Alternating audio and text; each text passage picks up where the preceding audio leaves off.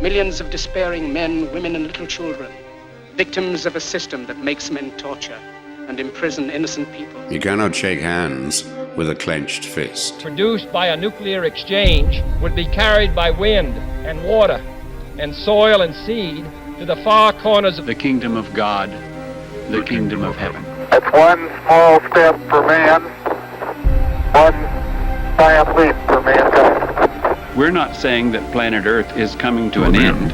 We're saying that planet Earth is about to be refurbished, spaded under, and have another chance to serve as a garden for another civilization. Most of the people in here are just your reflections. They're your mistakes. 1776 will commence again if you try to take our firearms. 1 million of the planet's 8 million species are threatened. You are what you repeatedly do. Therefore, excellence ought to be a habit, not an act. Your lives and the credibility of the United Nations is at stake. Epstein didn't kill himself. The reason this is such an interesting time is not only because we're on the threshold of the end of this civilization. They're trying to take you out with bullshit. The experience of the past 2 years has proven beyond doubt that no nation can appease the Nazis. To those who can hear me, I say, do not despair. The misery that is now upon us is but the passing of greed, the bitterness of men who fear the way of human progress. The hate of men will pass, and dictators die, and the power they took from the people will return to the people. And so long as men die, liberty will never perish.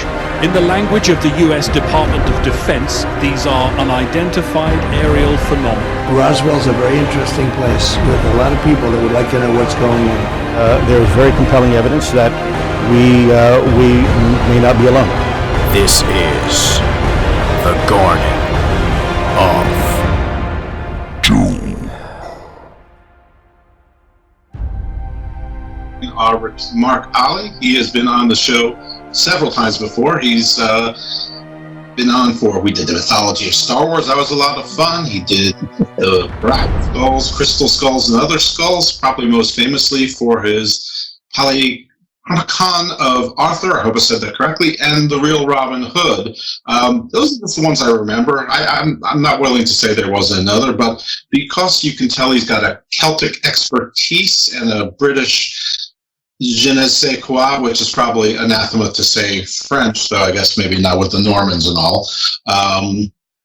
We're going to talk about Celtic myths, mythology, folklore, and hopefully this is going to be the St. Patrick's Day show, which makes that fitting. So, Mark, thanks so much for being on Garden of Doom again. How you doing today?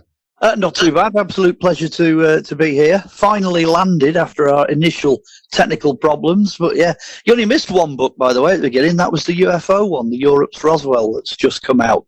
Ah, yes, of course. I knew that. I knew that there was a UFO book in there somewhere because that's how we met through Flying Disc Press, of course. Yeah. I get confused with all the things because there's so much overlap in this world that I see you now on conferences with other people I know and sort of you'll post something with, and I'll see Chris O'Brien is in the chat and he's been on the show, and Trey Hudson's on a conference and he's been on the show, and it's becoming a ever smaller, very large world. Yeah, I was going to say, it's probably worth saying right at the very beginning that a lot of what we would in the past have had very clearly defined boxes. So you'd have like ghost hunters, and then you'd have cryptozoologists, and then you'd have history buffs that are just dealing with history or just dealing with UFOs. All those boundaries now, since we passed into the 21st century, they all seem to be getting blurred. Those boundaries are disappearing. So you're finding that some of the experts, for example, who are into things like Celtic mythology and archaeology, which is what I'm into, we're quite willing now to talk about our experiences of UFOs or our experiences of ghosts. I think once you get into, broadly speaking, the paranormal, you've got paranormal, but then you've got past, present, and future. So the paranormal now is a phenomenally huge category of stuff, and folklore and myths and, maybe what the Celts believed and what they got up to, quite firmly falls into the 21st century blurred, non-existent categories. situation that we're looking at the moment. So yeah. I think as well that's reflected in the books I do. I don't think I've ever done 2 books that are exactly the same. Well, I mean, I think you're 100% right. I mean, I think though that it's, probably overly simplistic that we haven't put this together. But I think the easiest way of saying it is today's paranormal is yesteryear's legends, myths, and folklore. If you want to take out the religious component and put that in a separate category, that's okay too. I'm not here to defeat anyone's religion or their deeply held beliefs, but there's a school of thought that even if you hold deeply held religious beliefs and believe in things like jinn or angels and demons and then other kinds of divine beings, just you can just put them into that category and just say that the paranormal is misunderstanding what it is. So, I mean, either way, it works and it's very blurred. But, these are great metaphysical questions, and these, we've both been involved in conferences, you obviously more than I, and yes, it's definitely become more interdisciplinary. You may have an expert on the, Templars in North America standing next to someone who's talking about, Egyptian magic, who's talking about the Fae folk, and there's, and they'll all have experiences with, different things. And, with the UFOs, there might be a UFO abduction that sounds a whole lot like an experience with a fairy, that sounds a whole lot like visitations from a luminary or a guardian angel or a personal Orisha or, or whatever it is. Now, in the multiverse of madness that, they could all exist. None of these things are mutually exclusive either. It's just, it's fun to talk about. It's fun to learn about, and but to try to come up with any convincing thesis as to what everything is probably a fool's errand. But I am that fool, and this is my errand. Welcome to the 21st century. There you go. This is the future. That's true, and then we could have a whole entire thing on transhumanism, which I mean. Just read the science fiction of probably since the beginning of science fiction, and they were transhumanists just ahead of their time. Anyway, that's a different story for a different day, for a different topic, because I think today we are going to go back to the past, maybe the way past. You're going to be our guide, and okay. I guess probably the best place to start is when you talk about Celtic myth, lore, and legend. What is Celtic? What does that mean? And is there any real distinction between myth, lore, and legend in the Celtic genre? Oh, right, okay. Well, I'm going to start off with there was a controversial book written not too long ago, probably about 15 years ago, and it made a fairly convincing argument that there was no such thing as Celts, which is not really a very good place to start, I suppose. But yeah, they put this argument up, and they said, "Oh, Celtic, this, that, and the other was just an invention of the Victorians. It's a broad label that has come into being only in recent times." And now the guy that actually produced the book had a reasonably convincing argument, as I say, but when I put that onto my bookshelf, it joined about 3 shelves of other books that said otherwise.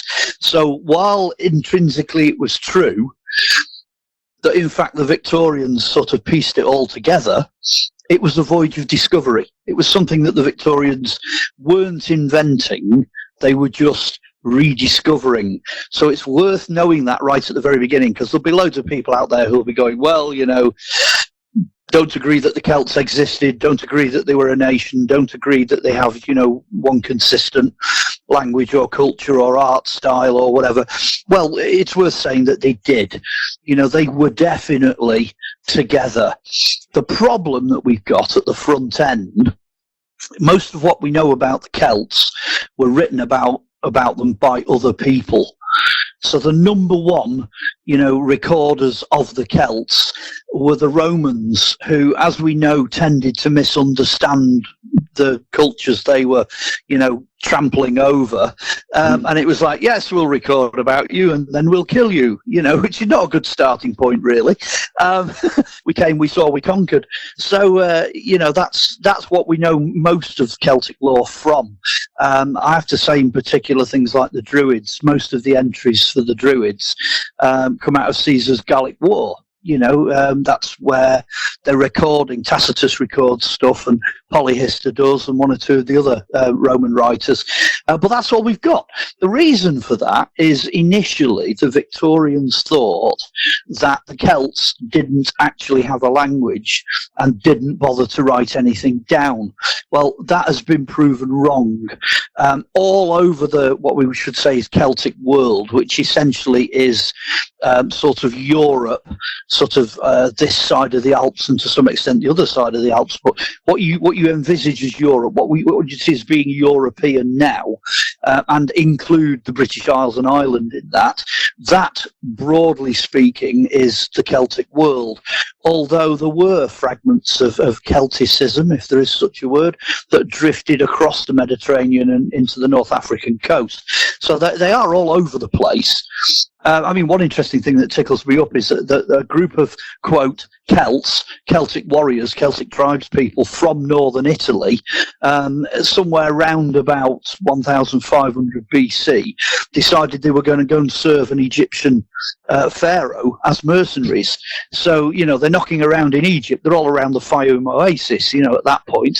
And there's a certain amount of evidence that possibly the dynasty of Akhenaten was originally Celtic by DNA. That's something you can ask me about. File that one away and we'll come back to that. But they got everywhere. They were everywhere. And they definitely had, without doubt, a very distinctive art style, which combined with the Scythians and the Pazarics of southern Russia and the Greeks, they put those two together to produce something which had, by about 800 to 750 BC, that had become a distinctive art style, the Hallstatt culture. And as archaeologists, we can use that to clearly identify things, and to date things and to say whether they're Celtic or not. The writing does appear. There's some surviving metal fragments. There's a lot of surviving stonework that has the writing etched into it. But the problem we've got is most of it was done on wood. They used to write on bark and timber and, perishables. So not a lot of that survived. And the Druids, bless them, tended to commit everything to memory, which makes things really frustrating. So it's difficult in some cases. We could be living a Celtic lifestyle now and not even realise we were doing it. The things the Celts did, you have to kind of deduce that from a large number of different sources.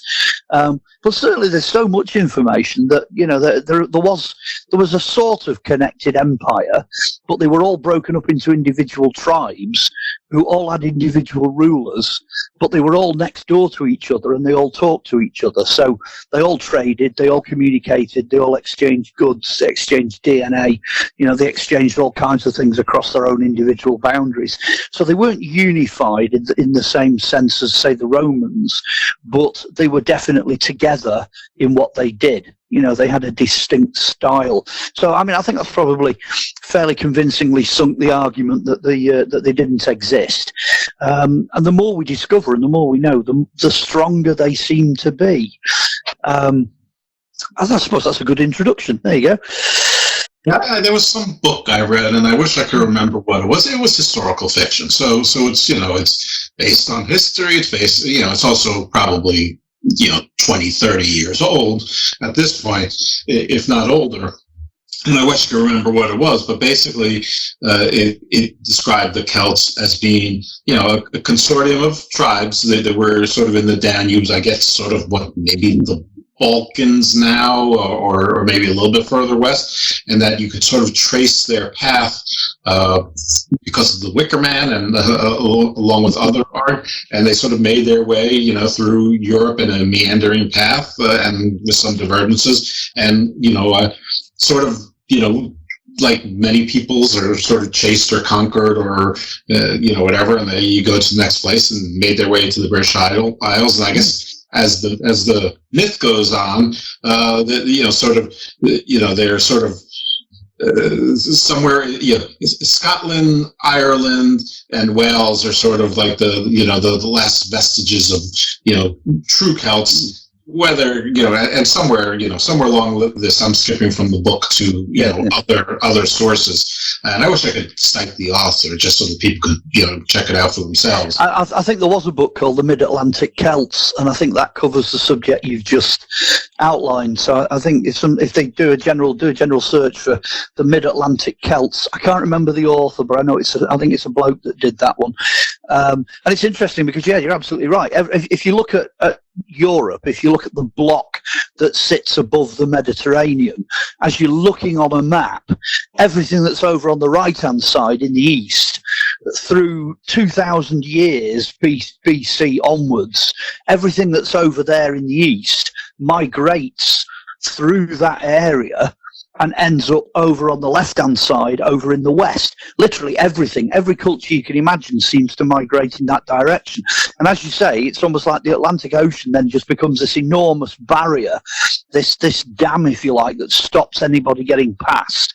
And they just pile up. They all pile up in places like France, with Brittany, which is famously Celtic. Then they cross over and they end up in Britain, and then they finish up in Ireland, because we are essentially the cul-de-sac of Europe. Once you hit us, you can't go any further unless you can sail or swim, which rumour has it they did. Apparently some of the monks that were around sort of 700, 800, 900 AD, the last of the Celts that were holding out in Ireland, dove into the coracles and in many legends sailed across the Atlantic and ended up in America. So, so even then it wasn't a complete barrier. It just one or two of them got through, but not all of them. So, Celtic culture is strong over here where we are. So, in the UK, I guess most of us are Celts. I think at this point it's probably important to mention, when you said you like archaeology, that's a bit of a short sell. You're an actual archaeologist. You're an archaeologist by training and education. Yes. I trained in the 1970s through into the 80s with Liverpool University. So, I am basically an archaeologist. People always used to have this, with archaeologists, they always do this thing where they bounce up and they go, hey, what's your favourite time period? And I always used to say, I'm not into Romans, don't like Romans because they're just invaders. I'm really, for many years back in the day, I was into the Celts. So I like my houses round rather than square. I like my heating to be a big burning fire rather than a hypercaust. And the whole idea of the civilization, quote unquote, of Rome, that just didn't really work with me. It didn't sell well to me because I am essentially Celtic. I love the Celts, and that's how I got into them. That's kind of why I'm sat here chatting to you now. It became a professional interest for many, many years. I'll give you an example, brilliant example. Romans move into somewhere, they knock all these buildings up and they build roads and they throw loads of rubbish out. And, as an archaeologist, it's great because we know exactly what we're looking at. You can see a Roman settlement and you know exactly where to find what to expect, But in modern terms, that's environmental damage. It's a huge amount of absolute rubbish that these human beings moved in and imposed on the area that they lived in. Whereas we were struggling for many years to identify where the Celts were. We couldn't find the beggars. The reason for that is they can build a massive, great big roundhouse, enormous big roundhouse. They can live in it for, 600, 700, 800 years. You can have generations of families living in the same place and putting up these different roundhouses. And when they're gone, the only thing it leaves is a tiny circle of post holes. And trying to find whatever it was they left behind is nigh on impossible. You might get a couple of tiny fragments of metal, a couple of tiny fragments of pottery. So in terms of environmentalists, if you look at it with the 21st century set of eyes, the Celts were absolute masters of where they lived. They just absolutely knew how to do it and use the resources. They were the Ray Mears of the day, if you like. If anybody wants proof of that, go and have a look at Ötzi the Iceman, or Otzi the Iceman, that was found frozen in the Alps.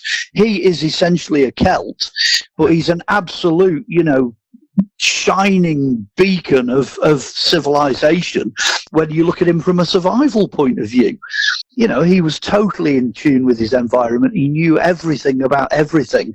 So we're still on the subject of Celts, even when you're looking at Otzi the Iceman. And he's back in the Bronze Age, 3,600 BC or whatever. He's the start. He's the origin. Okay, so he can be our starting point. It sounds like they were sort of semi-sedentary nomads, almost. Well, the closest equivalent is the Native American tribes.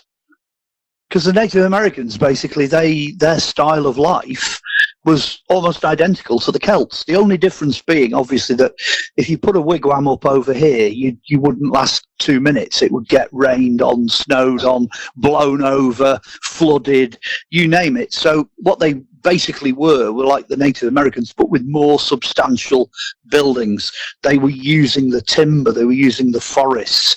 I think it was a Roman writer said that you could let a squirrel loose on the south coast of Britain and it could go from tree to tree all the way up to the north of Scotland and never have to touch the floor ever. So we were forested right up until sort of medieval times, pretty much from end to end. So they use a lot of that.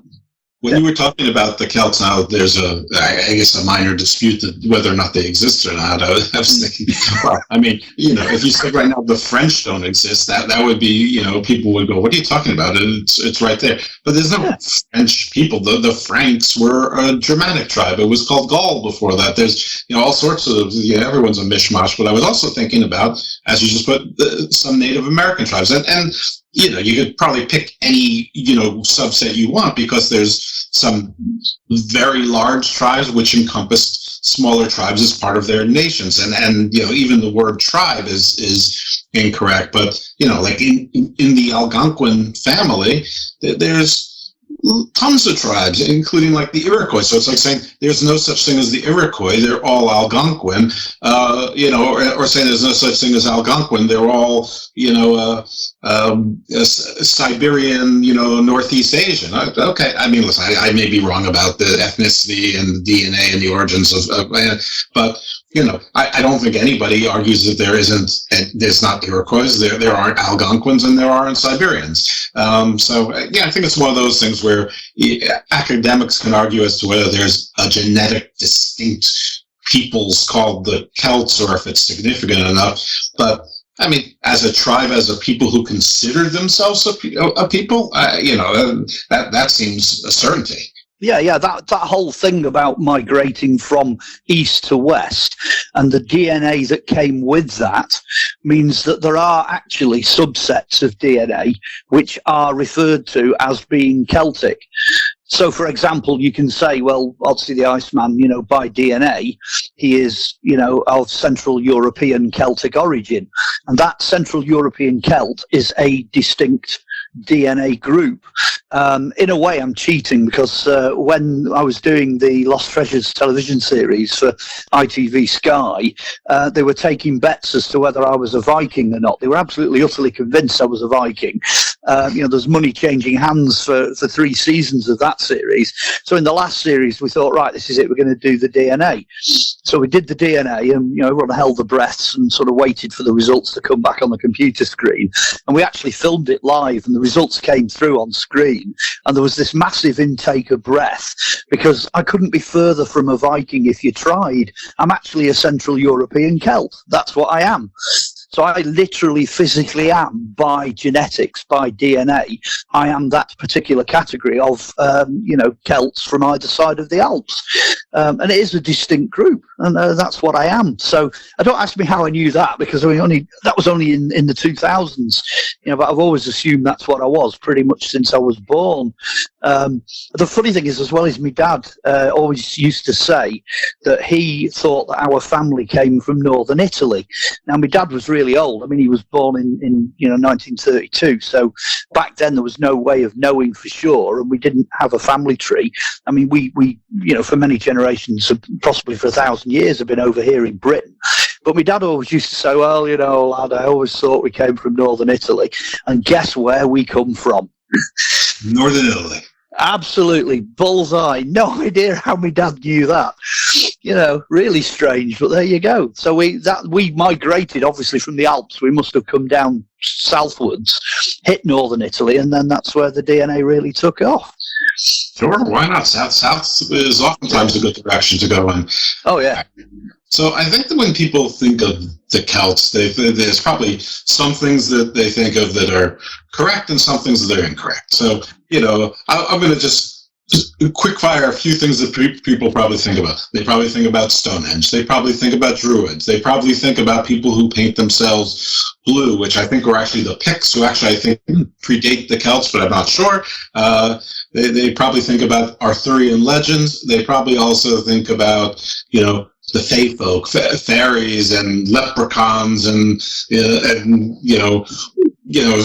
Brigadoon and fairy tales, and but also they probably have the idea of the Druids being somewhere between Merlin, which most people probably picture as sort of like some cross between Gandalf and Odin, and and then these bald, tattooed, covered people who are wielding dark nature magic, and green men running around, and women frolicking looking like poison ivy from the DC comics. So where am I right? Where am I wrong? Probably I'm wrong everywhere. No. As you were going through that, I was actually going yes, no, yes, maybe, yes, no. No, there's a lot of yeses and nos in all that. Stonehenge, the Celts would have known. There's no doubt about that, but it's prehistoric. So that goes way, way back. I mean, you're talking thousands of years before anything that would have resembled the Celts. But it stood for so long that it would have stood all the way through that period, The Picts was one I heard you come up with there. Nobody actually knows where the Picts came from. There's a certain amount of evidence that they actually were migrating from places like southern Russia, so their origins could be with the Paserics and the Scythians, but they were already up there in northern Scotland as a very distinct tribal group before the Romans got here, which means that they're actually slightly more recent, so they're very, very, very late on the stage, so they don't really take the label of Celts. Let me think, where else were you going? Arthurian legend is based on Celtic legend, so that's quite true. The blue-painted, blue-tattooed, bald-headed people, that are into nature magic and all that, probably out in Liverpool or Manchester on a Friday or Saturday night. They're still around here. Basically. I mean, the blue-painted thing was something that Julius Caesar put in. And that's an interesting one because only very, very, very recently has somebody taken a look at the Latin again, and they've realised that where people in the past have been putting woad, which was always a bit of a stickler for folks, because the Anglo-Saxons had woad, but that's later than the Celts, so they couldn't really reconcile those two things. Anyway, when they've looked at it again, it says painted themselves with wood. Now, the wood is a misunderstanding of the fact that actually the Celts painted themselves with copper to be green, to camouflage themselves in woodlands and places like that. So basically they would paint this green stuff on, which also is indicative of the metal of the sun. So they were sun worshippers, solar worshippers. So they would paint themselves green from head to foot. It would oxidize, and then they could hide, and they'd be unseen. They'd be invisible in green environments. So when Julius Caesar's biographer was writing, painted themselves with wood, what he basically means is they're camouflaged. They can't be seen, they're green. We have plenty of evidence for that. For example, Lindo Man, who's a Celtic sacrifice from just after the period of Julius Caesar, when he was sacrificed, he was painted green because the copper is still there in his skin. The analysis has shown that he had almost a lethal dose of copper in his skin. So he would have been bright green when he was sacrificed. So that's in my book, Revealing the Green Man. That's where that comes from. That covers that whole issue. So there's still new discoveries being made about things like that, And then, of course, there's King Arthur, the King Arthur material. Merlin is an interesting character. The Druids, you can trace the Druids all the way back to the Nebra Sky Disk, which is 1600 BC. That was found in Germany. It's made of copper and gilded with gold. And it's very clear that the Romans said that the Druids worshipped the Pleiades, which is a group of stars. And on the disc, it's really clear that you can see the Pleiades. The Seven Sisters are shown on that disc. So it's a night sky map, if you like, that is kind of proto-Druid. It leads into the Druids, the Druidic period. Well, if you look at the sort of history the Druids had, by the time you've got Merlin, they've been knocking around probably longer than we've had Christianity. You know, Merlin's standing on top of a religion that could have been around between 2,000 and 3,000 years. So they're the last, if you like, in the AD period, between the 4s, the 5 and the 600 ADs, over Arthur's lifetime, either side of 500 AD. Those Merlins, because there are quite a few of them, it's a title, they are the last, if you like, of the true Welsh sort of princely, philosophical, almost Greek-style philosophers that were known at that time. And like I say, most of what they would have known and most of what they did, it was done by memory. So these people were phenomenal. You know, they didn't have any of the distractions we have in the modern world. It takes about 21 years to train a druid, and it's all done through memory. So yeah, there's a number of different subjects there. Yeah. What does the title Merlin mean? Is it more similar to like Dalai Lama or Pope? There's like, you know, one at a time, or is it sort of more like priest or rabbi or teacher? Is it that it's you know, more common, or do we know? Well, when I did the Arthur book, I managed to find about 7 of them, and it starts off with a very famous bard who's referred to as Merlin Taliesin. Well, Taliesin is a very famous Welsh bardic character, but he's referred to... Yeah, he's referred to as a Merlin. The next one, in fact, is... Ambrosius, who is connected directly to Arthur. Now, he's a war leader, and he becomes Merlin Ambrosius. Next one after that, Merlin Le Logan. He's the old guy that you associate with Arthur. That just means dear friend or little friend. And he stays with Arthur halfway through Arthur's life because he's very, very old. The next Merlin is Merlin Willett, which is Merlin the Mad. And he's the second half of Arthur's life, if you like. And then there's a couple of Merlins then that survive up in Cumbria and around the lowlands of Scotland that survive after Merlin Willett. So that they seem to... Merlin is like you say, more or less a title like Pope. You know, it's a specific office, and it has no other meaning. That's just who they are. One or two of them have clearly overlapped, you know, because the lifetimes of these characters overlap. And they only seem to take on the title Merlin when they become prominent.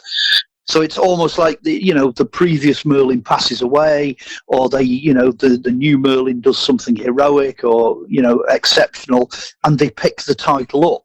And then they run with it, you know, till the next guy comes along. Some of the Merlins were brilliant. Some of the later ones, not so good. Well, that's sort of the way things go. I mean, when something stops existing a lot, there's usually been some decay. Well, it was the Anglo-Saxons that brought it to an end. As soon as you get to 600 AD, and you've got the rise of you know, the Saxon overlords, and they start to conquer the British Isles piece by piece. They start to take back a lot of the Celtic lands as well. They dominate a lot of the borderlands. That's when the title dies out, because of course to the Saxons it's absolutely meaningless and probably heretical, because they're probably Christians at this point. I don't know, some of the Saxons were not so. It's funny actually, because in terms of Merlin, I think the Druids were almost towards the end, almost Christianized, in the sense that you had the Chaldees, you had the Christian holy men that would go teaching in threes, wearing cloaks and what have you, and they seem to be towards the end of Druidry in this country. They seem to be the last of the Druids. I mean, there were two things you couldn't be as a Roman citizen. One was a Druid and the other was a Christian. You weren't allowed citizenship if you followed either of those paths. So inevitably, when the core of Britain was attacked by the Romans, it pushed those two categories of people together. And ironically, certainly in the Celtic church, certainly in this country, most of what you see that we now associate with the church, we associate with Christianity, comes from Druidism. It doesn't come from the Bible. All right, so I think we've got a pretty good factual, historic picture of the Celts. Now I think we can start to get into the fun stuff. So the mythology, as recently I thought that maybe there was a bit of a Norse infusion there, but there's some definitely some distinct, and I'm sorry, I can never remember the name, but sort of like the Dueg de Nag or something like that. The Tuatha De Danann. Yeah, the Irish. Yeah, the Irish. Yeah, like that. I knew what you meant.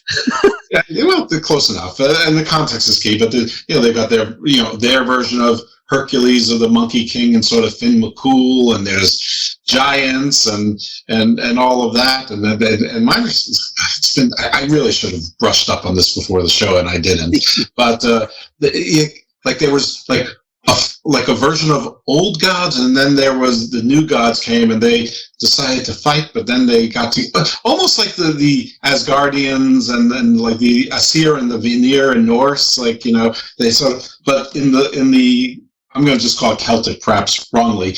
They talked about the war, like in the Aesir and the Vanir. It's just, we know there was one there, but we don't know anything about it. They by the time we meet them, they've gone together, and Frigg is married to Odin, and Freya is there encamped in Asgard, and all of this other swell stuff. But in the Celtic myth, as I understand it, one group came and the group that was already there, they warred for a while and then stopped the war for whatever reason. But obviously this is not my forte because I can't even say the word. You're into the Irish mostly. Most of what you're covering there is the Irish annals, which is interesting. I mean, there's one or two bits I can share with you that folks I think will find interesting. It's like St. Patrick. Famous St. Patrick of Ireland, goes over there. He's in the 4th century, so somewhere between 300 and 400 AD. He's clearly spent time in this country being Christianized by the Romans, so it's Roman style, around about 320, 330 AD. It's post-Constantine. It's that style of Christianity, which we would at least in some ways recognize. He decides to then take that and go and evangelize over in Ireland. So you got this wonderful tale of Patrick getting off the boat, and of course he comes face to face with the Druids because it's religion to religion. So that the first bunch of people to actually come up to Patrick and basically go, "Oi, what you're here for? What you doing? Who are you?" That first bunch of people really are the Druids, and it's quite unusual because Patrick goes, "Well, I'm here, to preach the gospel of Jesus," and then all the Druids kind of look at each other and go, "Jesus? We've got a god called Esus." And then they proceed to tell Patrick, they say, "Look, we're waiting for this god to come back. We've been waiting for ages for this. His name's carved on altars. He's there in the Roman period, so we know the Celts had this Esus, And then Patrick goes, well, he's come, he's arrived. He was, born and lived and died, way back in the Middle East, evangelized in Jerusalem." And basically, the Druids at this point just go, "Okay, we can tick that one off," and they tick the Esus box off. So of course, then Patrick, he has no trouble evangelizing Ireland because he just moves forward, And like I say, a lot of that I think that's kind of an illustration of what's happening with the Celtic material in general. So we've got a problem in terms of scholarship unpicking which bits of the mythology actually did belong to the Celts. So you've almost got to go back. You've got to go back before Constantine. So you're talking like 100 BC, 100 AD, 200 AD. By 300 AD, a lot of it's disappearing. It's vanishing really, really quickly under a wave, of Roman invaders. You've got to tease out of that mishmash the bits that are actual legend. So a lot of what you quoted there, the Irish, the various waves of settlement, I think there are, let me get this right, I think there are 7 different waves of settlement that go across Ireland. that's old Irish legend that hopefully hasn't been polluted. You know, like you say, Cuchulainn, which is the famous Irish warrior character, and the tales, some of those tales are very similar to the Arthurian tales, and they all have this unique Celtic origin. You know, that it's either Wales or it's Scotland or it's Ireland, and that's where these tales are coming from. But you do still have to bear in mind they're very late. There's a lot of Christian influence, you know, coming in there. So that's worth knowing. I mean, the story of Patrick's a good one. That gives you some illustration of where the material's coming from. But then if you look at all these different waves of settlement as well, there's an interesting one there. Way back at the beginning of this interview, I mentioned the Celts that went over to serve in Egypt.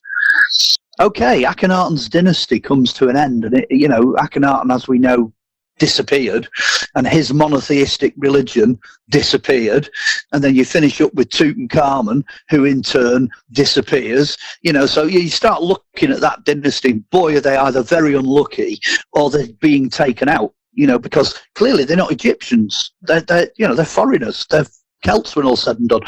So they scatter. They all scatter. One of Akhenaten's daughters, last by the name of Meritaten, so the legend goes, led a lot of the followers of Akhenaten, fled Egypt, came across the Mediterranean, spent a little bit of time in Spain, and then came out of the Pillars of Hercules, sailed north and settled in southern Ireland. Now, at this point, everyone's going, oh, what the heck's this got to do with the Celts? Well, we're still talking about Celts here. When she settled in southern Ireland, she becomes the legendary Celtic queen, Scotia, or Scotia. They change her name to Scotia, who is the foundation of the Scots. Now, the Scots eventually, the Scotians, spread out across Ireland, got to Northern Ireland and crossed over to Scotland. So what I've just told you, if you like, is the Celtic mythology, the foundation myth of Scotland. Now, what is really interesting is that there was a lady who wrote this book called Kingdom of the Ark. Now, it's a tough read because it reads a bit like a university thesis, but it's a good book. So if anyone can find Kingdom of the Ark, the lass that wrote it went to Southern Ireland, and she went to where she had an inkling that there could be a connection to Scotia. And it's a great story because she walks into the local pub and talks to the barmaid about Scotia. And the barmaid says, yeah, she's buried in the field next door. At which point this archaeologist lady's like, you sure? Now, most people at this point would have ended the book there. That's where, you know, the burial place of Christ, or, you know, the lost place of King Arthur, that's where they'd have ended the book. But bless her, this woman persists. She's an archaeologist. She excavates the mound, and there's an Egyptian princess burial in the mound. And it's there. You know, they don't muck about in Ireland when it comes to archaeology. They're absolutely the record keeping. They're on the money. You know, they have laws that protect their archaeology. And Scotia, who is in fact Akhenaten's daughter, Meritaten, is buried in Southern Ireland.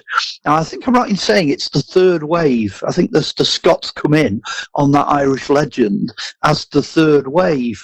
So what I've just done there is, I mean, that's a medieval legend from Scotland combined with loads of DNA research, combined with, you know, discoveries around the Fayoum Oasis and analysis of Akhenaten, combined with a site in Spain, combined with a site in Southern Ireland, which then later goes on to prove the legend to be true. That is basically the process. That's what you have to do when you're dealing with anything to do with the Celts. You've got to look at everything. You have to look at every aspect to try and nail them down. It's a bit smoke and mirrors at first, but, you know, but there's a couple of fantastic pieces of mythology for you. Great legends there that folks can go and check out.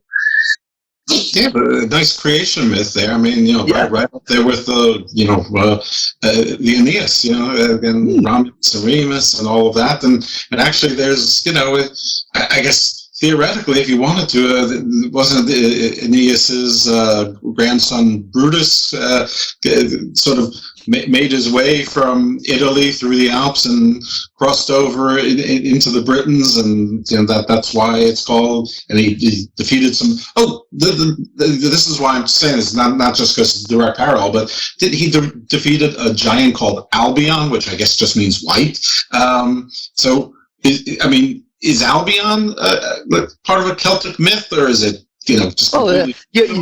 You were holding out on me. You said you hadn't done any research, because that was the next legend I was going to go on to. Absolutely. The show for 4 years. It's absolutely bang on. Yeah, that legend is really important. Actually, it's incredibly significant, and I think it's something that's really been overlooked, especially by the historians in this country, in Britain, because if it's true, and I believe that there's always some truth to these legends, if you know where to look, you'll find the truth. If it's true, you mentioned some important names there, because you've got, Brutus coming all the way to Britain, forms Britain, all the rest of it, but then you've also got the Romulus and Remus going off. What it is, it's people, it's Greeks, all escaping from Troy, and they're going off to different locations. They're going off in different directions.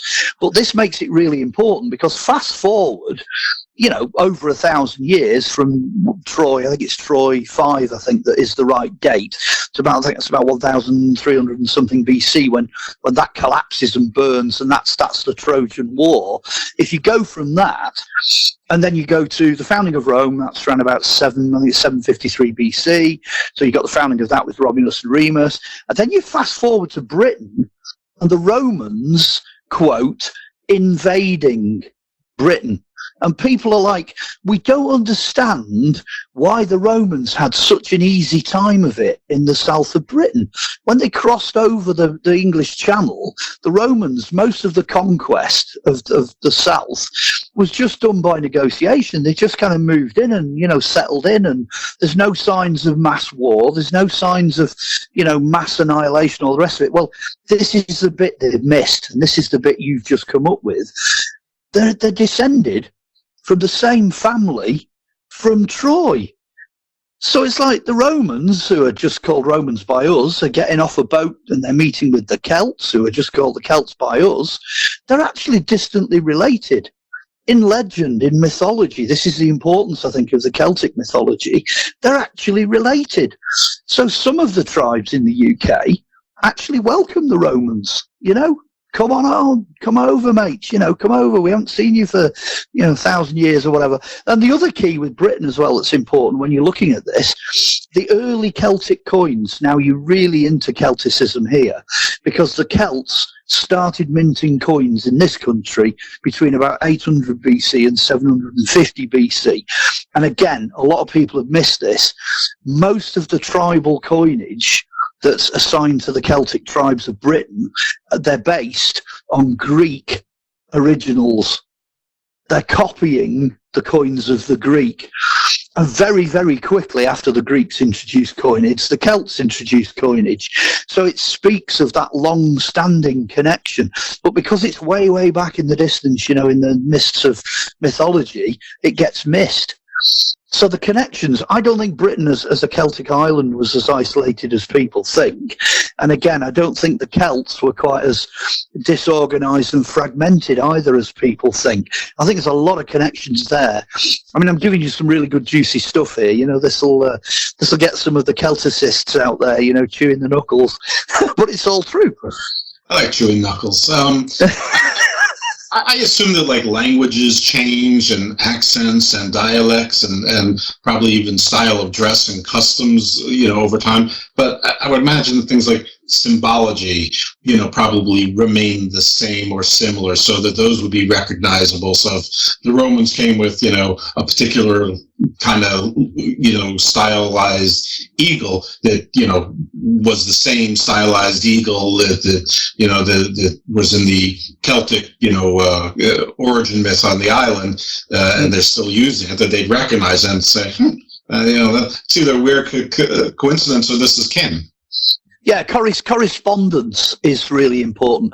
A lot of people in mythology talk about correspondences, how one god or one goddess corresponds to another, because the identity and the function, the thing the god or goddess represents, is transferable. I'll give you a simple example. Sakana is a Celtic goddess of a river.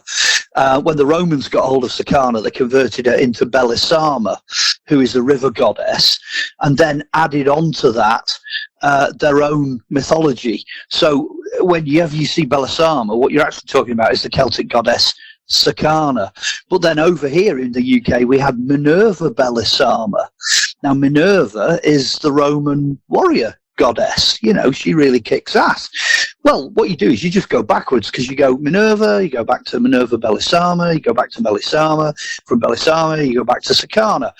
The identity, if you like, the personality, the correspondence of those is incredibly similar. And that's the key to doing it. Presumably Sakana, if you pushed it back a bit further, you might finish up at Athena of the Greeks. And it's that kind of correspondence that you need to look at. But if there is anybody out there that fancies doing that, the dates of these gods and goddesses are crucial. So you need to know when the earlier ones are around and when the later ones are around, because that gives you the developmental sequence.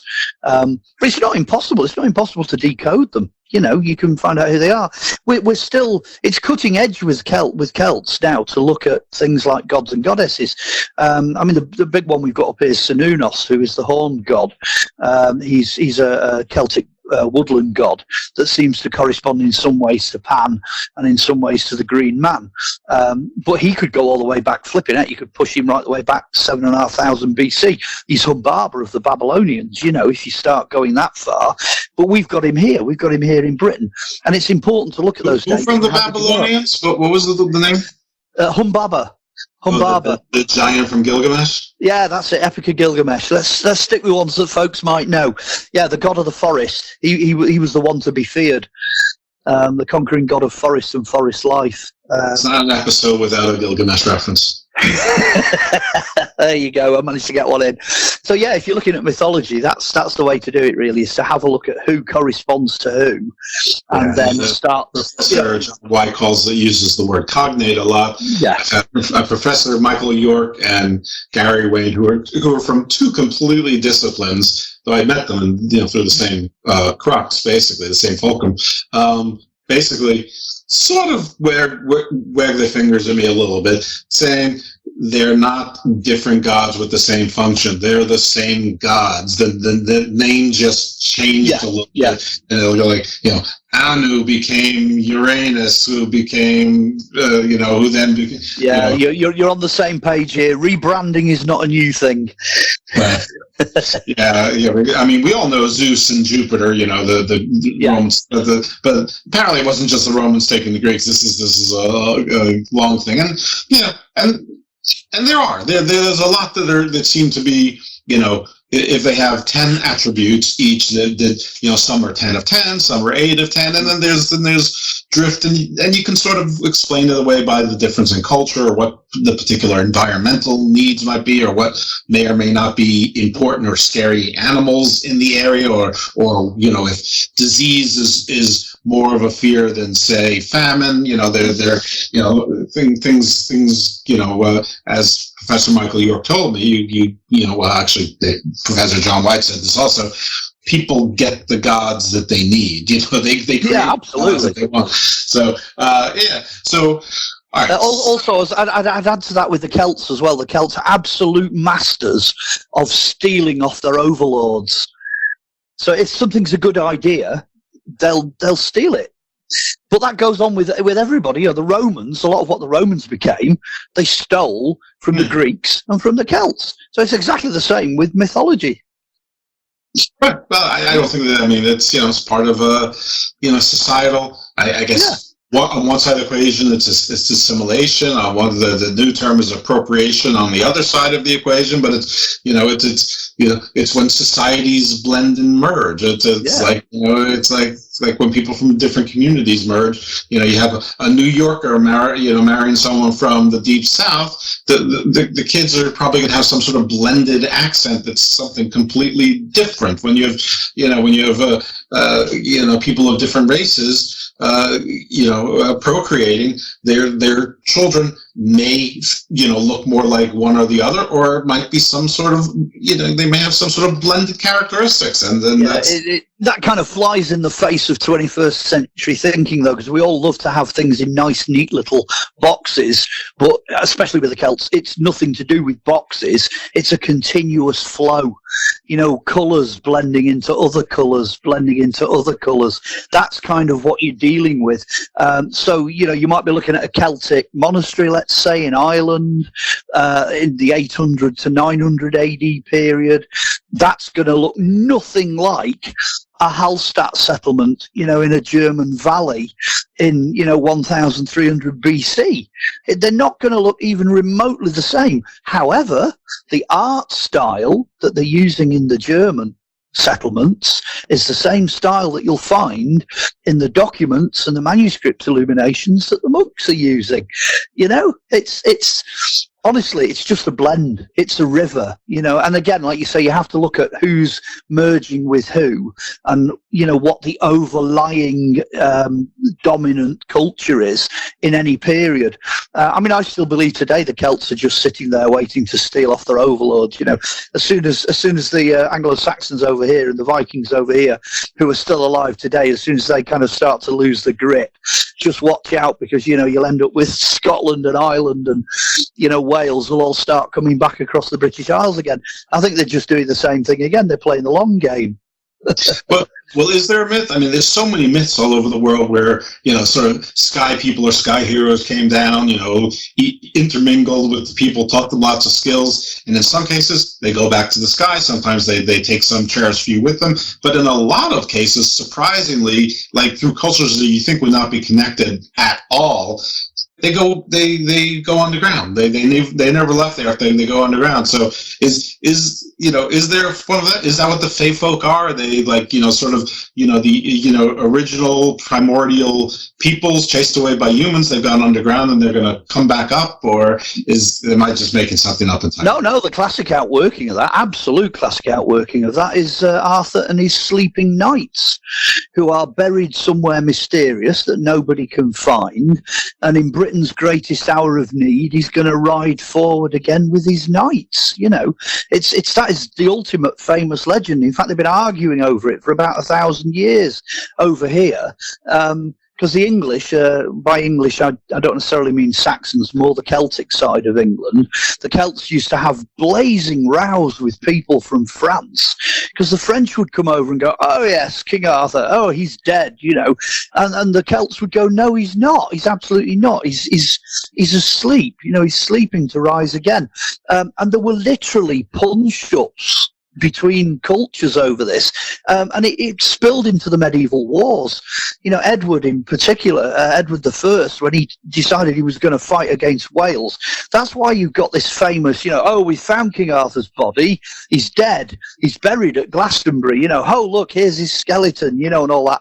Absolute nonsense. Nobody's found Arthur's grave. Nobody knows where the hell it is. But Edward did that because it made a point.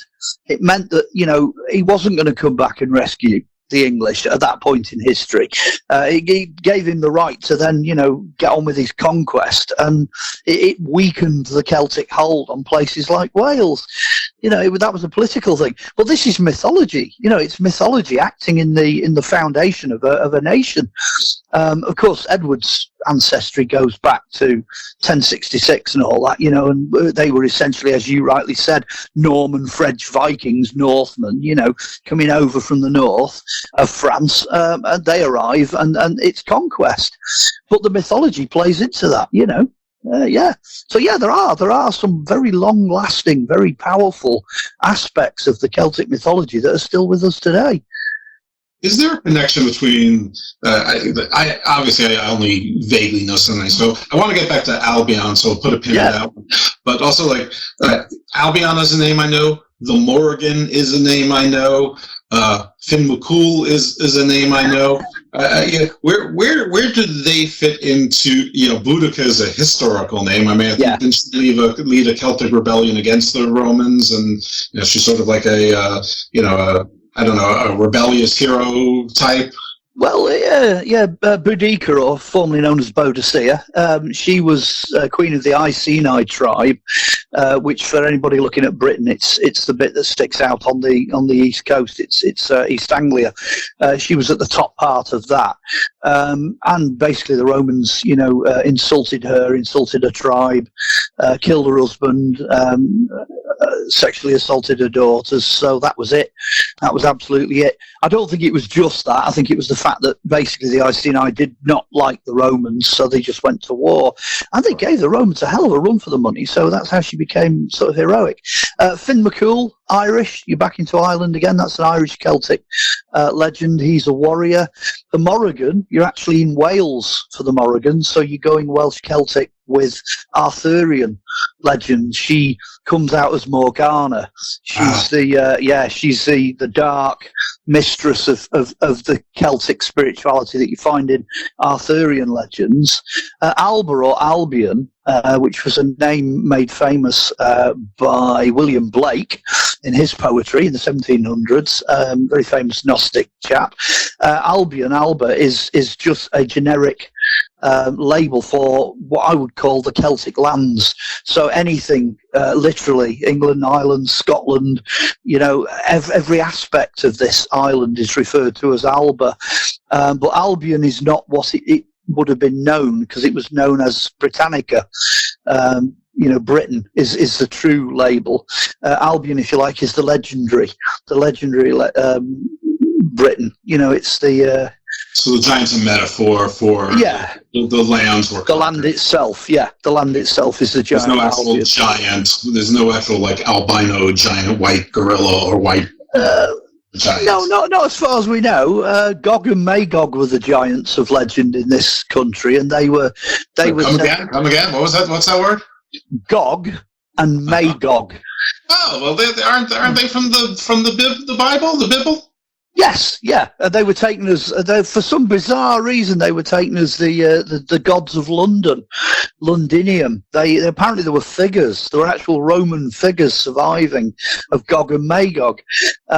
So that's probably an aspect of this country's mythology that's somewhat been lost. I need to hear about this, because when I hear about Gog and Magog, people say, okay, it's obviously the United States and Russia, the United States and China. And I'm like, I thought it was Babylon and Rome, but now I'm hearing it's London. What? Yeah, you go back 2,000 years to the Romans. Gog and Magog was just really big and nasty, and extraordinarily big and nasty. That was those two. They were forces of military and martial strength. That's what they represented to the Romans. Obviously the Romans would have been aware of biblical material. A lot of it was generated then. The Old Testament was still around then, so certainly by the 2nd and 3rd century, by the time you're looking towards the arrival of Constantine's an interesting character, actually, Constantine the Great, because he married into the Welsh Celtic royal line of Britain, and his mum, Helena, Empress Helena, was said to actually be a Welsh Celtic queen, because his father, Constantius, was based at York, and he married into the British, what was then the British, quote, Celtic royal family. So Constantine the Great, greatest emperor of Rome and all the rest of it, half Yorkshireman, half Welsh Celt. He's quite a character. So he would have been aware, and, the Romans of his time period would have made full use, I think, of any iconography that was available. So it's not unusual to find the Romans, co-opting and using, symbolism, if you like, that comes from other religions.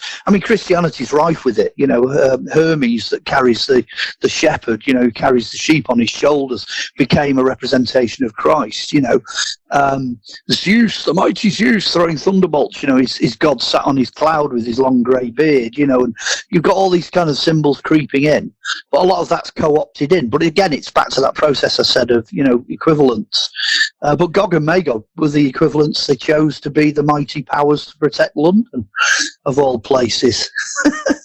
Well, are they two giants? Are they two ogres? Are they just two big guys like Goliath and his brother? Whoa. Well, Goliath's exceptional. They're the Anakim, the Anak that, or the Emim as they were known. They're the giants of old. So they, some people speculate they were 30-odd, 40-odd foot tall. They were really big guys, They were a separate human species altogether. So maybe they were based on them. Okay. All right. Well, I'm fine with giants, and I'm fine with being. I mean, this whole show is sort of based on me not knowing what Nephilim meant. So that I'm happy to know that Og and Magog were in central Britain, and may in fact be some remnant.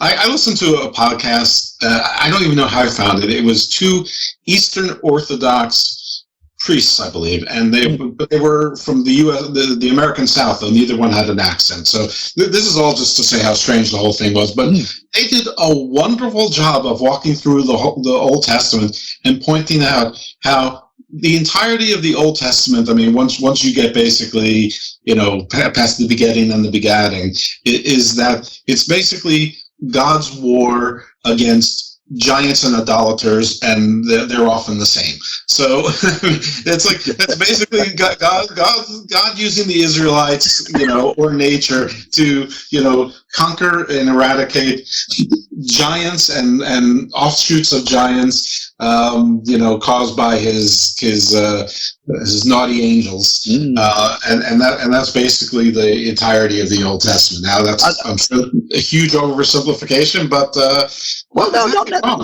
not necessarily. I think it is relevant, because certainly the Old Testament, what you've got to do is you've got to look at the Old Testament and go, right, most of that is influenced by Egypt. I mean, Moses, second only to Pharaoh, etc. Well, that's the whole of the Torah. So most of the Old Testament is coming literally out of Egypt. That's where it's coming from. But by the same token, the Old Testament has influenced a lot of the societies then that were around sort of when the Celts were around, either side of sort of 0, AD BC, around year 0, you've got a lot of influence coming from the Old Testament. But one of the crucial aspects of the Celts is they don't have that influence. Yes, you can pinpoint Greeks, you can pinpoint that. Yes, later on you can pinpoint the Romans. You can certainly pinpoint the Paserics and the Scythians, and the Germanic areas. That all feeds into the Celtic melting pot. But you really don't get anything coming in from Egypt and the Middle East in the early part of what we regard as the Celts.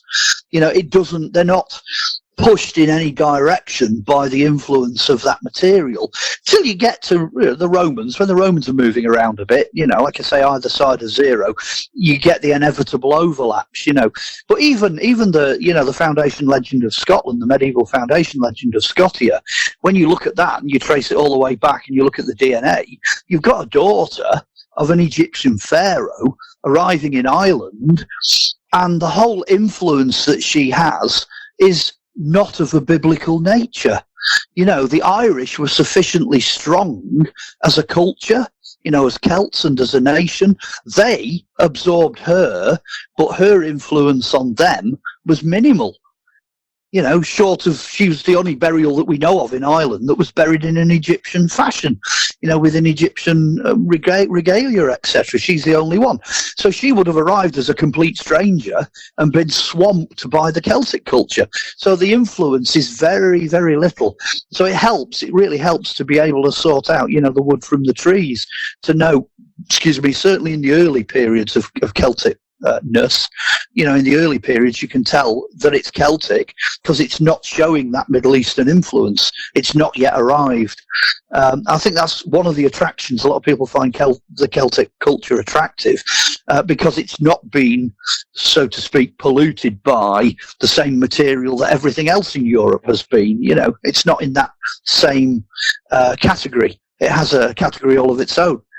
Well, let's go to the wood and the trees, because, I think, maybe Celtic more than anything else, at least from a European perspective, is associated with things like, river sprites and water nymphs and wood tree sprites and fairies and leprechauns. And I know that the Greeks and the Romans and every other religion had plenty of them as well, but they're sort of like almost background figures unless you really study up on it. But sort of with the Celtic, it's like front and center, or maybe Disney made it front and center. So,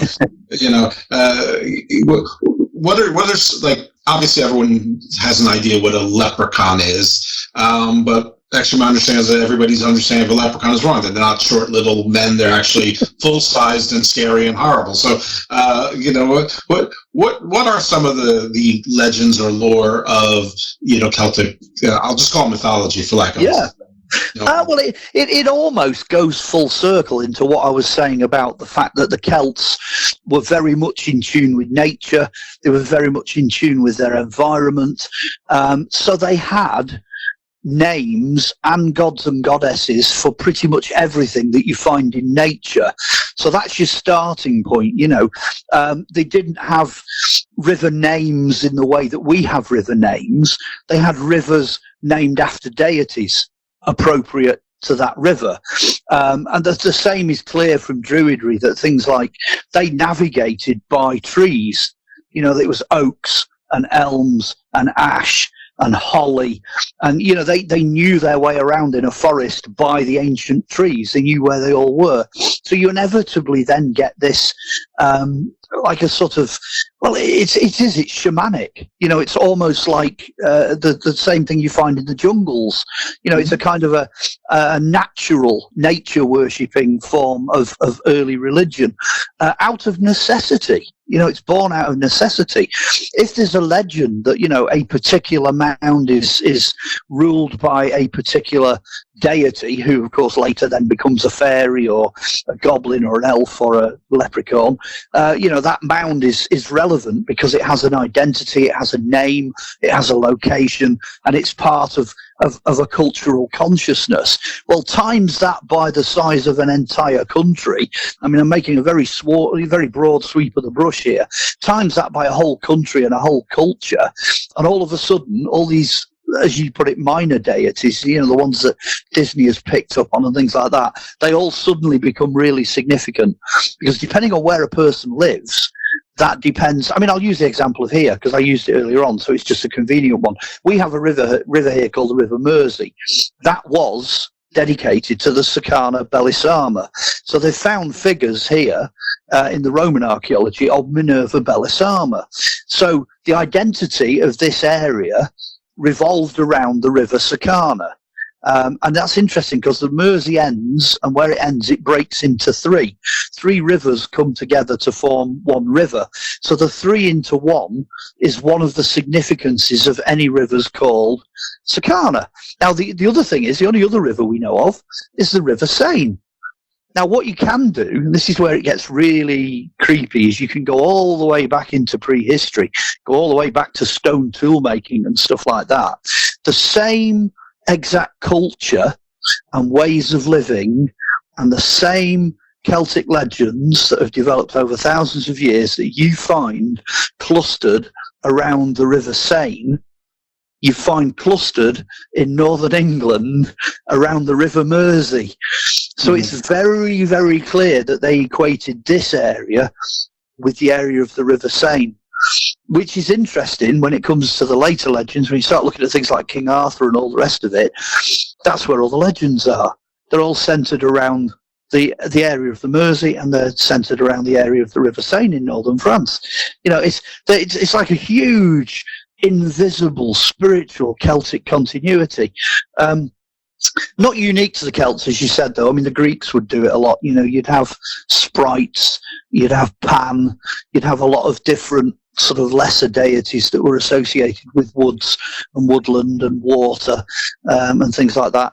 I mean, really, if I got stuck into all the individual cases, I think the one example I've given you of Sakana is probably sufficient. But yeah, it's interesting as well, because Sakana as a goddess, we know that she is very often shown standing in a boat, and the boat as a shape is shaped a bit like a swan, or it has the head of a duck at one end. And what's interesting is she always stands in the centre of that shape of the boat. And it gets really quite freaky when you have a look at the River Mersey on Google Earth satellite view. It's shaped very much like a boat. Oh, okay. And the bit at the sort of the sea end where it's going out to sea, which the Vikings knew as the Widnes, the wide nose, that's the head of the duck. It's the head of the swan. And it's a bit bizarre because you look at that and you think, well, clearly they must have worked it out. People sailing up and down the river every day must have worked out where the bends were, and then someone's gone, well, you need to know where you are. They've probably sketched it out on a piece of bark or something and gone, well, that's the shape of the river. And then they've looked at it and gone, oh, that looks like Sakana's boat. Oh, well, that's not. I mean, but that's happens all the time. I mean, of course it does. Khartoum is the capital city of Sudan, and it literally means elephant trunk because that part of the Nile looked like an elephant trunk. And well, there you go. Obviously, they weren't flying, hot air balloons or anything to do it. They navigated it just, and charted it just the way ancient peoples did. But I talk about dangerously painting with broad strokes, as I just did. I'm gonna go even further.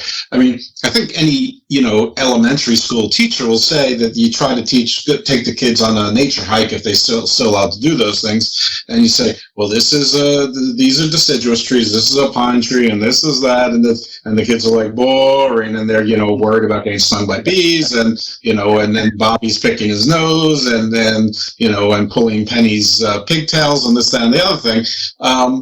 But if you tell kids stories about Pine is the goddess of this, and Pine was reduced to this because she fell in love with the king's, son, but she wasn't royalty, and so a witch you remember that story, and then you remember what Pine is, or what poison ivy is, it's like it's easy, kids can learn this way, and that's probably overly simplistic, but You can imagine the Greek kids, going out, in a forest looking for dryads and naiads, and they're kind of, spying on the trees to try and see what's coming out of them, But at the same time, they're paying attention to the trees.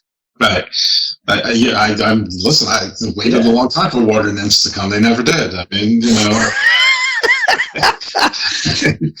Well, actually, it's interesting you say that because the Arthurian legend of the three rivers, the three wells that flow into one, the three wells are actually all manned by maidens, real scorchingly good-looking maidens, because they sometimes they lure knights to the death, and things like that in some of the legends. But so yeah, maidens and water. It's usually maidens and water. Yeah, and then their juxtaposition is the three witches, the three hags, the furies, the Norns, this, that, the other thing. It's often a trap. I mean, even the siren song, it's just, guys. If you think that you're overachieving way above your level, chances are you are. That's the moral of that story. Well, I was thinking the moral of the story is only talk to ladies that come bearing swords. Because in mythology, the sword is the sword of office, the sword of kingship. So if a lady turns up, and is willing to surrender a sword to you, I think you're on a winner. Other than that, walk away. Probably pretty good advice there. Yeah, I'm thinking though that of all the people who do mail order rides and then they take off after gain their permanent residence status. Whatever. Guys, just and then it probably goes the other way. It's probably gender neutral. But All right. So who are some of the every pantheon has a king of the gods, but it sounds like there's more than one pantheon here. But if there was one predominant one that we could associate with Celtic, like who would their king of the gods be, queen of the gods be? Who would like the big seven be, or whatever the number is? Wow. I think you hit on it with the introduction to that question. It depends where you are and which time period and which group of Celts you're looking at, because individual tribal groups ascribe power to a particular ruling deity. So that's been one of the big headaches of Celtic studies for the tribal groups. And some of the groups, it's just not known. I mean, I'll isolate a group and say the easiest one to use as an example is probably the Picts. Now, we know that the Picts had warrior deities. We know they had, deities of the land, deities of all the different, the sky, the rivers, etc. But they don't appear to have one at the top of the tree. So like the Vikings clearly did, the Saxons clearly did, the Christians very clearly did. There's even the Egyptians go all the way back to Akhenaten and his art, and they all have a big solid ruling deity. But for example, the ruling deity of here, so let's say Lancashire, Cheshire, which is the northern tribal group, the Brigantes of Britain, so you're in the middle of Britain, their ruling deity was almost certainly Cernunnos, the horned god. But yet, when you look in the bigger picture, he's not really a big cheese. He's not a big player. He is here, but he isn't anywhere else. And that's, like 100 miles down the road in the UK, and you've gone to a different place. The ruling gods are different.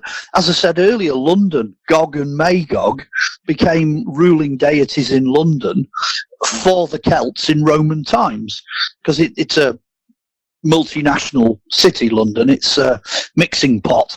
So you had Celtic and non-Celtic, but the Celts were quite willing to accept that, with them being the ruling deities, the powers of London.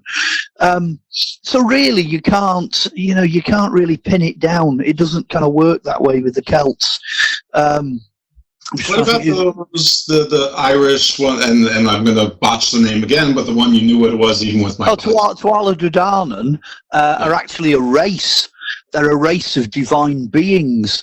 So that's well within, I can't remember which wave of settlement they are again. Somebody's going to end up having a fit here. I think they're either number 4 or number 5 out of the 7. But they're a race, the Tuatha Dé Danann are a race of spiritual individuals who come in and settle Ireland. So they're not a powerful deity. Perhaps the best example of how Celtic deities work is if you look at the Arthurian material, the Arthurian cycle. There isn't one big cheese running the whole show. It's really difficult. You've got powerful characters. You've got Morgana, you've got Merlin, you've got yeah, they're all in there. But yeah, I'm thinking of Arthur's son as well. Mordred. That's it. He's another powerful character. Arthur, people have said, maybe Arthur himself was a sun deity, a solar warrior of some kind. Well, yeah, fine. The individual rulers would take on a Celtic identity based on gods and goddesses, etc. But not really one. I think universally, the best answer would be right across the board, all of them, including Druids, Christians, Romans, you name it. I think Egyptians included, they all seem to have worshipped the sun. Mm-hmm. The sun is the dominant character. Now, whether it's in a fully fledged, God sense, which we'd look at the Christians as, it's not sun S-U-N, it's sun S-O-N. We've got a divine figure there who in the early days was actually shown as Helios. A lot of the depictions of Christ are shown as Helios, but still representative of a power that shines, that produces light and is bigger than everything else. You've got that, but then you can go all the way back, trace it right the way back to Aten, which is Akhenaten, saying that the greatest god in the pantheon then was the sun. The Romans, Sol Invictus, in this sign you will conquer, it was the sun. Mithras and all that kind of, religion is looking to the sun. I don't think the Celts were any different. They certainly believed in an afterlife. They thought that there was life after this life. But again, because they're environmental, if you like, and they're also very pragmatic, if they can see it, they can feel it, it's essential to their survival, and it definitely has, an effect and existence, then they're going to give it a name. They'll turn that into being their primary deity. Yeah, I think so. I think actually the answer to that is a universal one rather than a specific one. I think their ultimate deity would have been the sun. You said earlier that there were 7 waves. Are you talking about 7 different waves of deities, of divine beings?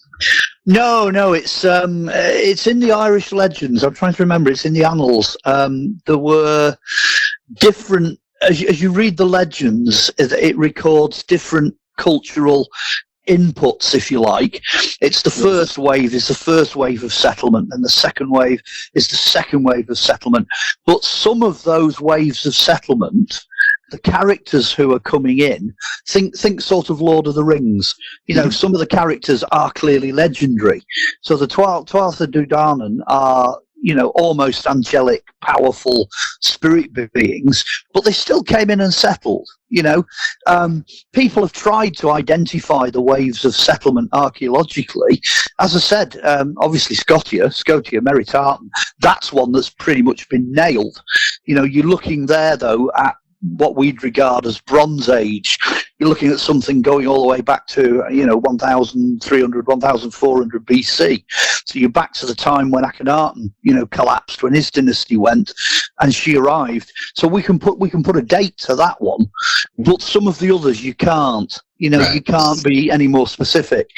Lost the ages of time. Lost the hours. I know that I keep saying Finn McCool, but I isn't there like a section where there's like these volcanic stones or giant flat stones, and there's a legend that he defeated a giant or made giants build it? The Giant's Causeway. It's the Giant's Causeway. Yeah, it's a volcanic basalt outcrop in Ireland, and all the columns are hexagonal. It's basically crystalline basalt, and it's formed into all these hexagonal columns, and they run all the way across Ireland, and then they go under the sea, and then they pop up again in Scotland.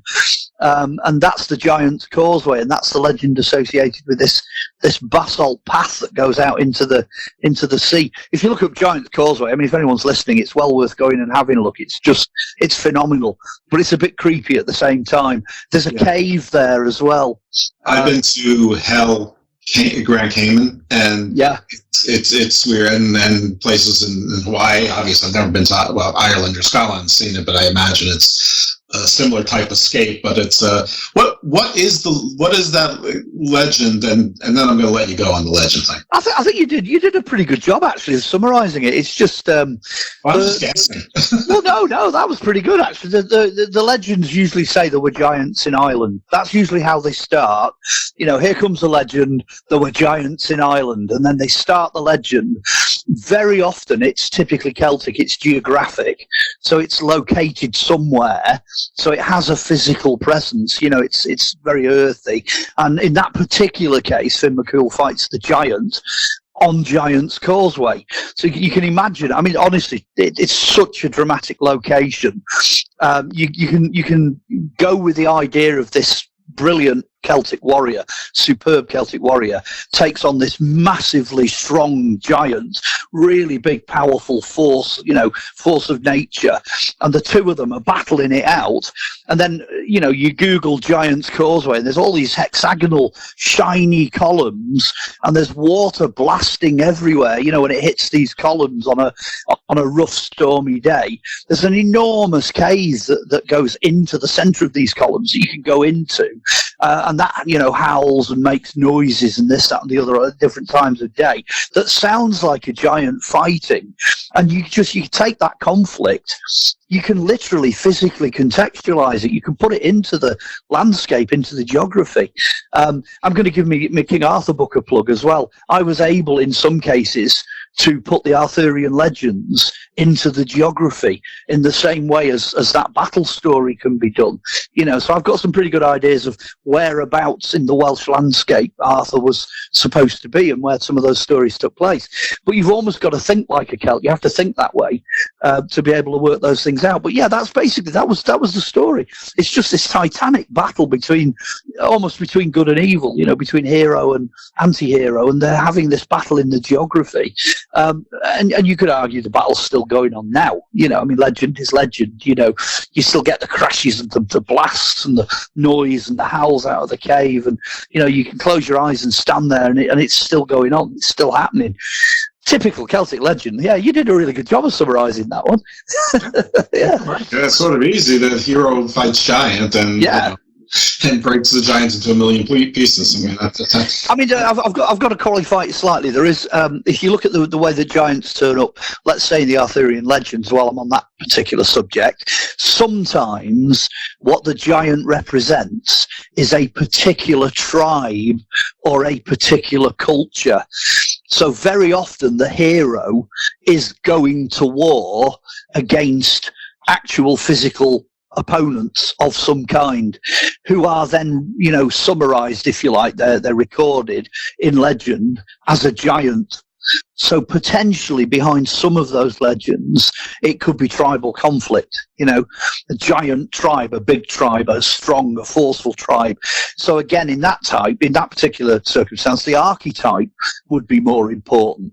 The fact that they are so strong and they are so powerful overall has gone into legend as an individual character. You find that happening a lot. I mean, in the Arthurian one, he fights dog heads, he fights cats, he fights wolves, he fights wild boar. Well, you can work them out. Celts are cats. You can work that one out. Saxons end up being the dog heads. The Vikings end up being the wolves.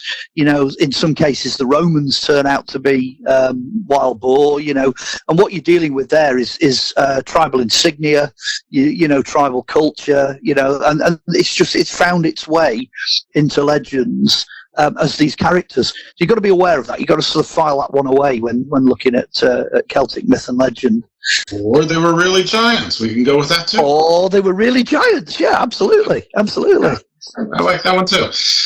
All right. Well, this is a good segue because you were talking about your book, and this is time for you to plug all of your stuff, mention all your books, where people can find and follow you if you want to be found and followed. And I know that you do because you have a bunch of books to sell and you're parts of all these conferences and stuff like that. So plug away. Okay. Amazon, amazing Amazon. If you go onto Amazon, there are 3 regional history books on there which cover some of the topics we've covered tonight, and they're called Celtic Warrington and Other Mysteries 1, 2, and 3. So there you go. They're fairly easy to find. They're old, but they're still in stock. Then you got another 3 that cover topics we've touched on here. You got Revealing the Green Man, The Disappearing Ninth Legion, and The Life and Times of the Real Robin Hood. So those 3 are on there as well, and they're sort of older ones that I've written that cover the mythology. Coming into modern times, you've then got Crystal Skulls and Human Heads, the Polychronicon of Merlin, Joseph and Arthur, and Europe's Roswell 40 Years Since Impact. All of those 9 books are available on Amazon. So that's where to go to find the books. If you want to find me, come and find me on Facebook. You can talk to me on Messenger, send me a friend request, and as long as your name's not Fifi Trixabel with a unicorn as your icon, I'll accept you. So you can come get me on Facebook. And if you want to see any back catalogue, anything I've done in the past, go and have a look on YouTube. You can type in my name with Lost Treasures. That'll bring up the TV series, but there's tons of stuff out there. Tons of stuff on YouTube of me. So really, it's that simple. It's like Amazon, Facebook, YouTube. Come find me. Excellent. All right. Thanks again for being on the show. This, I guess, is your 6th appearance then. I'm going to, since 7 seems to be the magic number everywhere, maybe I'll come up with 7-time guest jackets or something. So stay in touch for that next one, and then you're fitting. Or I might be lying right now. Maybe they're metaphorical about defeating some tribe of bad information, bad force. Anyway, thanks so much to our guest, Mark Olly. Jesus Christ, not Holly. Holly Trees we're talking about. Mark Olly, which is probably a good time to spell it, Olly, and it's Mark with a K. And thanks to all of you for listening. And if you have a moment, you can certainly give us a little 5-star rating and a nice review, and tell your friends about the show. But that's how we like to spread. All right, thanks very much, and you'll hear from us again next week in the Garden of Doom.